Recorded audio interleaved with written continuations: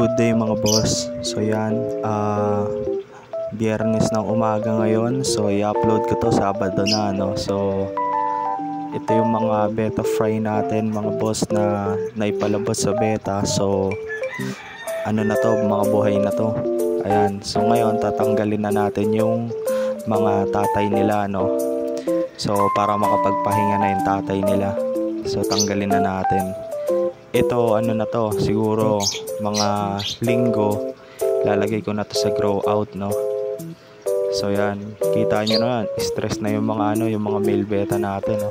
Tsaka malapit na mapulyot yung tubig. So kailangan na matanggal yung male and mailipat na to sa grow out, no, para mabuhay talaga sila. So tara, magtanggal tayo mga boss dahil madudumi na yung tubig nila para maunahan na natin yung malas na mamatayan tayo ng mga fry.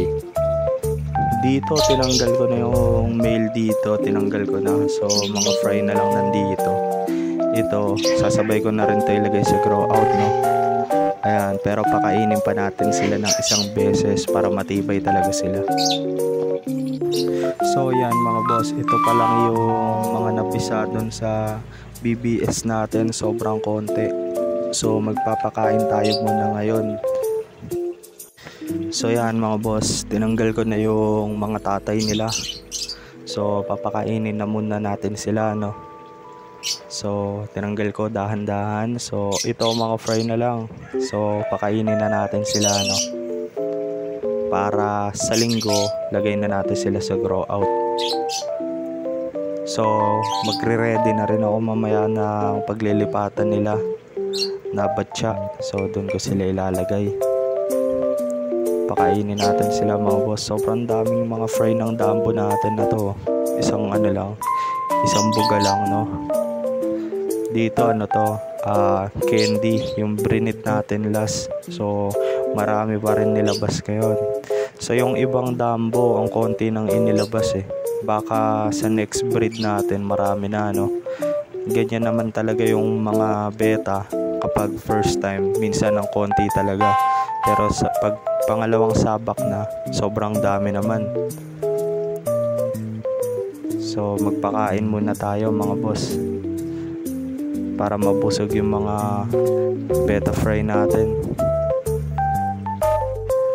So yan mga boss, nakain na yung mga beta fry natin na yan. So after a week meron na yan, magaganda na yan. So pag nakasurvive yan sa isang linggo, matik buhay na yan mga boss. Ayan liliit pa. So yan mga boss, nakaharvest ako dito ng kitikite. Hinaluan ko ng BBS, no, para sa mga beta na naka-jar natin dito. Itong mga nasa magdadalawang buwan. So papakainin natin sila ngayon ng kitikite na may BBS para mas mabilis silang lumaki. Kasi kapag BBS lang, marami silang kailangan kainin. Di katulad ng kitikite na mga 10 piraso lang, ganyan. Matik na sa kanila yan. Pwede na. So yan. So ito lang to, kinukulture ko lang yung kitikite, no. So daily akong nakaka-harvest dito. Hindi na sila nagiging lamok dahil kinukuha na natin after 7 days, no. Minsan nga yung kitikite kahit hindi pa 7 days kinukuha na natin kasi kinakain din naman nila yan. So pag yung kitikite nyo umabot ng 8 to 9 days, mga magbilang na kayo ng isang araw, magiging lamok na yan. So delikado na. So pag magkukulture kayo, dapat mga 7 days lang ina-harvest nyo na, no, para hindi na siya maging lamok, para di rin pagmula ng sakit, no. So madali lang naman mag-culture nito. Sobrang dali lang yan mga boss. Kung gusto nyo ng live foods para sa beta nyo, wala kayong makuhanan, mag-culture kayo ng kitikite. So madali, mag-stock lang kayo ng water, tapos lagyan nyo ng yeast yung pinapakain ko sa dapya. So mga isang linggo nyo i-stock. So mangingitlog na yan. Baka nga wala pang isang linggo may kitikite na yan. Pero tansya ko dyan, after 1 week, mga pang 8 days, ayan, pwede na kayo mag-harvest niyan. Kasi sobrang dami ng iitlog na lamok dyan. Tsaka lagay nyo sa malapit sa kanal. Yun ang sikreto. Ayan o, kaya only live foods tong mga beta ko dito na dito sa beta shop. Dahil may malapit na kanal dito. So, doon ang gagaling yung lamok na naitlog doon sa culture ko. Ayan, pero hindi naman dito malamok. So yan mga boss, kakain na silang lahat. So mamaya balikan natin sila kapag naubos na nila yung pagkain. So yan mga boss, dito naman tayo sa mga naka-jar dito sa taas, no. So magpakain din tayo dito sa kanila dahil nagugutom din tong mga to. So dito mga boss, ang pakain ko dito BBS na may kiti-kiti rin, no. So papakain tayo sa kanila. So ang sikip na dito sa bodega na to mga boss, sobrang dami ng beta na naka-jar. So gusto ko na nga lang umuwi ng probinsya para doon ako mag-breed ng beta, no. So kaso masyadong malayo sa syudad. Pero target ko yun mga boss.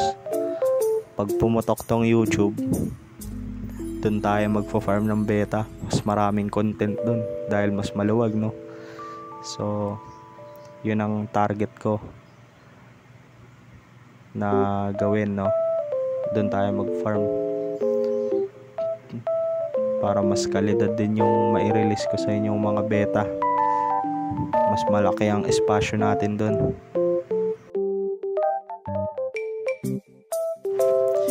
Dito mga boss, ano naman to, ito yung mga nasa 1 linggo pa lang na, ay mga 10 days old na mga beta fry to eh.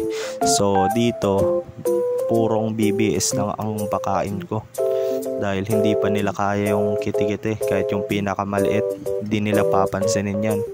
Mas gusto nila sa gantong edad yung mga BBS lang. So ayan, kung makikita nyo mga boss, ito, mga fry to ng mga Dumbo ear na tapos candy. Ayan, so ang daming candy dahil yun lang ang breeder natin ngayon. Pero may hinahanap kasi akong mga beta na gusto kong i-breed, wala pa nag-out sa market, no. So yan,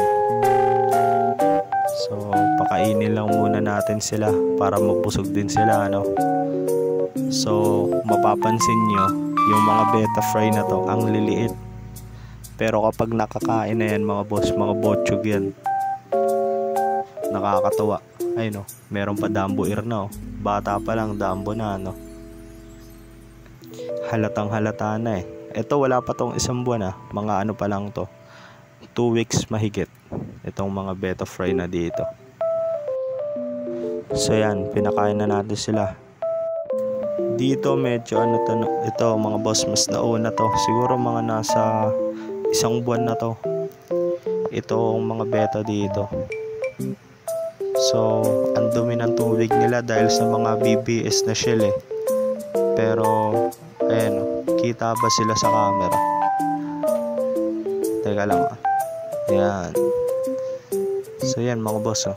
Yan, mga fry. Mga nasa 1 buwan na to mga boss, itong mga beta fry dito. So hindi sila kita eh, masyadong ma-oil yung tubig, no, oily na. Sa mga nagtatanong kung ano yung mga available ngayon mga boss, ito na. So let's go.